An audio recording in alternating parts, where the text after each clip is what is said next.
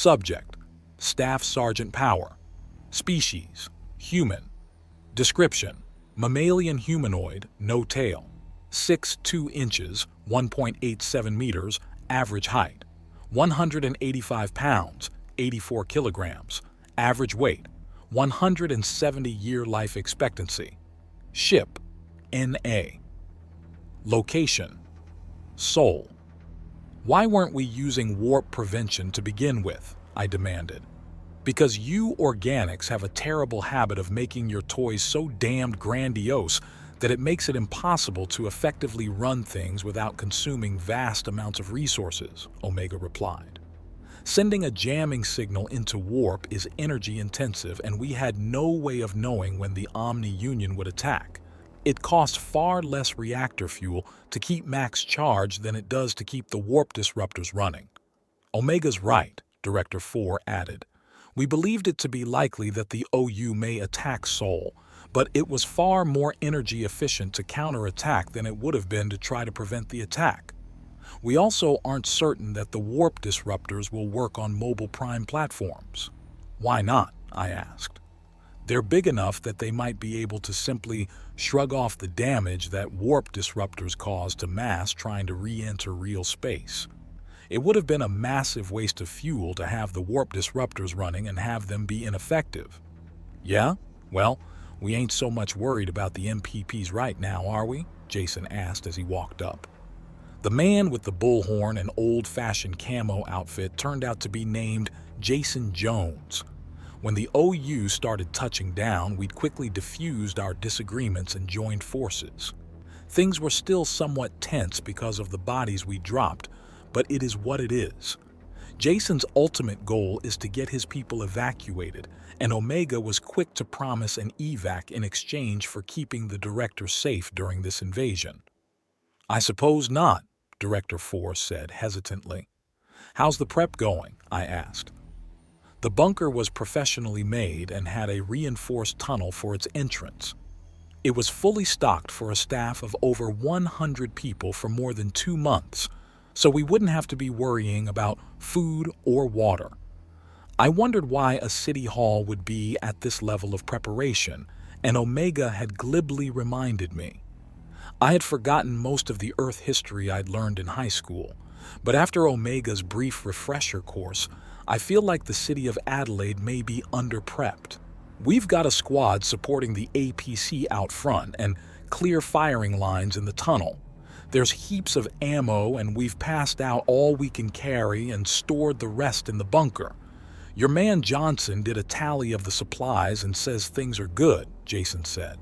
No coldies, but we've got water and brekkie. That'll have to do. What kind of anti-armor did you bring? None. Weren't expecting cans like yours. Figured you'd be landing at the spaceport and driving up, so we brought shredder strips, but you fully surprised us with your sudden appearance. Shredder strips are used to destroy the tires of most vehicles. Sharp steel barbs arranged in such a way to grab and tear when you drive over them. Absolutely devastating to inflatables, but also useful against airless tires. Probably not as useful against tank tread, though. How far away is the base that you got your gear from? Jason laughed at the question. 6 or 7 hours, mate. It's between us and the Melbourne exclusion zone, but closer to the exclusion zone. Damn, I swore, then switched off my speakers. Omega? If we use the shuttle, how long would it take? If he's talking about Ballarat Barracks, about an hour-and-a-half round trip, Omega said. An hour and a half? I asked incredulously.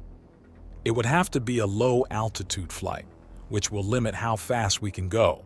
Any ships that go too high are going to get shot out of the sky. Nothing can be allowed to leave the system while the OU are here.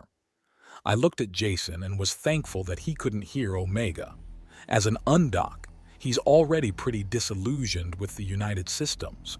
Pointing out the fact that the U.S. is willing to kill fleeing civilians would just add fuel to that fire.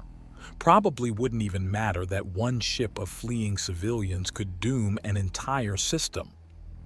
Sergeant Smith, I said over comms. Yes, staffs aren't?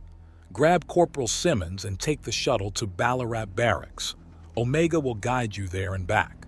I need you two to grab any and all infantry portable anti-armor you can find and get back here on the double. I'm giving you 30 minutes on the ground. Once the 30 are up, you need to be heading back here. Roger that, moving out. Smith and Simmons should be able to get plenty of anti-armor ordnance in 30 minutes, assuming there's any left. 45 minutes to get there, 30 minutes for shopping, 45 minutes to get back. 2 of my Guardian suits gone for 2 hours.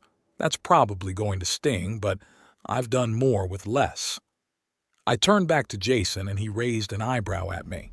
It took me a moment to realize that he hadn't heard anything I'd been saying because of the soundproofing of the R9.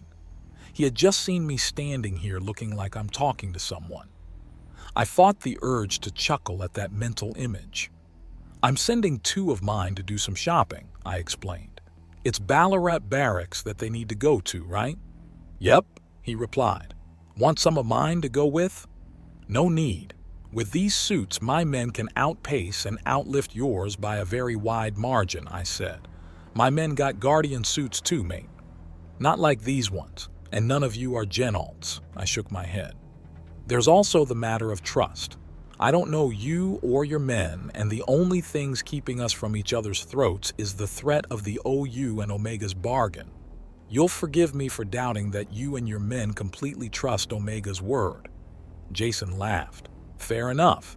You think the bot's telling the truth? It can get us out of here? I've got no reason to doubt it, I diplomatically replied. What if it's overruled by an admiral or something, though?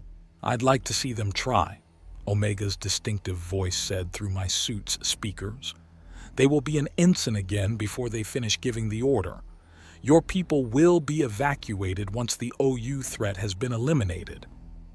How long's that gonna be, you figure? Jason asked, unsurprised by Omega's sudden interruption. If all goes well, a couple of weeks. In a worst-case scenario, a couple of months. There's also the possibility that the OU capture the system, in which case we'll have a whole other set of problems. Omega's brutally honest take on our situation left Jacob and I stunned for a moment. It made me wonder how things are going in space. If the OU manage to take Sol, how long will it take to get it back from them? Months? Years? There's also the political situation to think of. Humanity will push hard to take Sol back, but we'd only get a couple of chances before the pushback from the other species became too strong. One of the first arguments they'll make is that we're wasting resources on recapturing a mostly evacuated system that we already were wasting resources guarding. This argument will become much more potent with each failure to recapture the system. They will accuse us of using the U.S. military as a tool for our own personal vendettas, conveniently sidestepping the fact that Sol is a part of the United Systems and the only one being threatened by the Omni-Union. Omega's not wrong. If we fail to keep Sol, we will have to be worrying about food, water, and ammo. We won't be able to just hole up in this bunker. We'll have to venture forth. Doing so now would be foolish because we don't yet know where the OU has dug in. We'll need to give them a week or so, then scout out their locations and patrols. I looked at Jason and realized he was staring at me. His expression told me he had similar worries. We'll be fine, I said with fabricated confidence. We've got the best ships in the galaxy. Even if we lose Sol, we'll retake it damn quick. He smiled and shook his head. The reason I'm undocumented is because my parents and their parents wanted to avoid being drafted. Every undoc in here has a similar tale. Just peaceful people wanting to live peaceful lives, and this is where we end up. The universe has a twisted sense of humor, mate. Drafted? I asked. The United Systems doesn't have a draft. Earth does. Mandatory military service for every Earth citizen with the option to transfer that service to the U.S., he explained. Hasn't the Earth planetary government prohibited declarations of war? Sure, but how do you think they enforce that? The EPG is the one that runs the draft. If a nation gets uppity, they send soldiers to enforce the peace. Peace enforcement, as you would bloody know, is done through battle, he sighed.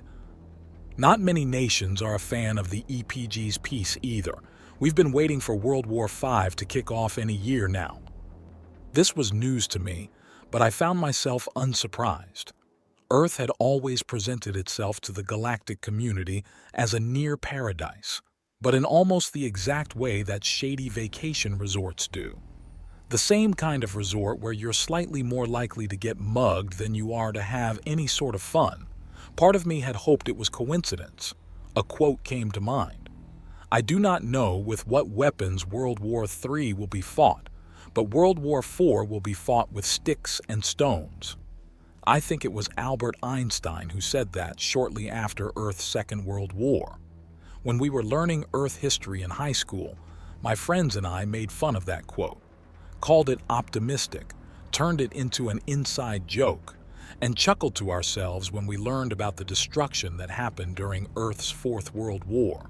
Major cities turning into craters, coastlines getting new gulfs, the fall of the American Empire, and nearly 1 billion deaths were all sources of amusement to us.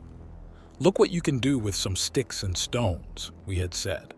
Of course, we were bored and angsty teenagers who were far separated from the violence being explained to us by our teachers by both time and distance.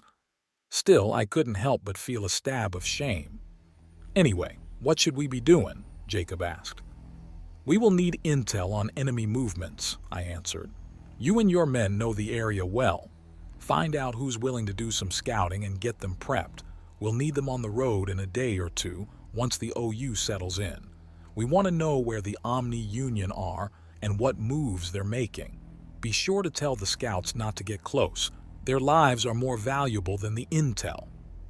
That's a switch. Not really. We're low on body count and we're likely going to be assaulted at some point. We'll feel every death, so we need to make those deaths count. Jacob stared at me for a moment, then nodded and walked away. As he was going, 2 of the team indicator lights in my helmet disappeared, indicating that Smith and Simmons were outside of standard comms range. Their mission might end up being a waste of time, but it would be really damn dumb not to at least try to prepare for enemy armor. Contact, Hansen said over comms. Receiving fire. Get everyone in position if they aren't already and return fire, I ordered as I hefted my rifle. Another day, another firefight.